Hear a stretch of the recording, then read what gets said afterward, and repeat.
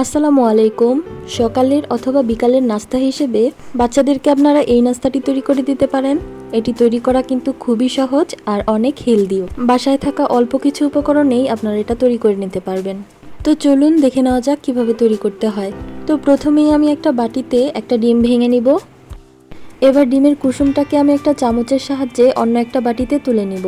আমি কিছুটা সাদা অংশ এখানে তুলে রাখবো, এটা আমার পরবর্তীতে কাজে লাগবে। এটাকে আমি এখন একটা সাইডে রেখে দিব। এবার একটা বাটিতে আমি 4 পিস পাউরুটি নিয়েছি। এখানে আমি ছোট সাইজের যেই পাউরুটিগুলো হয় সেগুলো ব্যবহার করেছি। আপনারা চাইলে বড় অথবা ছোট যে কোনো সাইজের ব্যবহার করতে পারেন। এরপর যে ডিমটা ভেঙে রেখেছিলাম সেটা পাউরুটির মধ্যে আমি দিয়ে দিলাম। এবার একটা কাঁটা চামচের সাহায্যে আমি পাউরুটিগুলোকে ডিমের সঙ্গে একটু ম্যাশ করে নিব।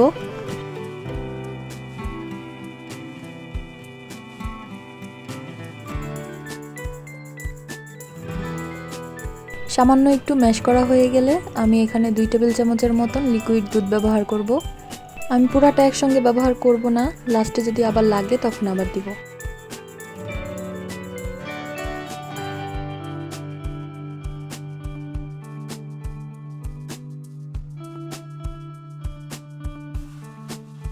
এই পর্যায়ে আমি বাকি দুধটুকু এখানে ঢেলে দিব।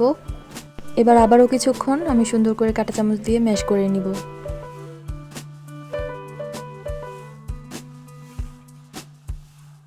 আমি পাউরুটিগুলোকে খুব সুন্দর করে ম্যাশ করে নিয়েছি। এই পর্যায়ে আমি 1 চিমটি পরিমাণ লবণ এখানে দিয়ে দিলাম। এরপর দিয়ে দিব সামান্য একটু চিলি ফ্লেক্স। এবার দিব 1 চিমটি পরিমাণ গোলমরিচের গুঁড়া।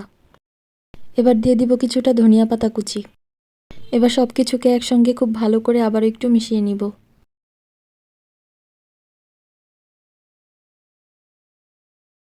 মিশিয়ে নেওয়া হয়ে গেছে। এবার চুলায় একটা প্যান বসিয়ে আমি এখানে সামান্য পরিমাণ তেল দিয়ে দিব। তেলটা হালকা গরম হয়ে গেলে এখানে আমি পাউরুটির মিশ্রণটা তেলের মধ্যে দিয়ে দিব।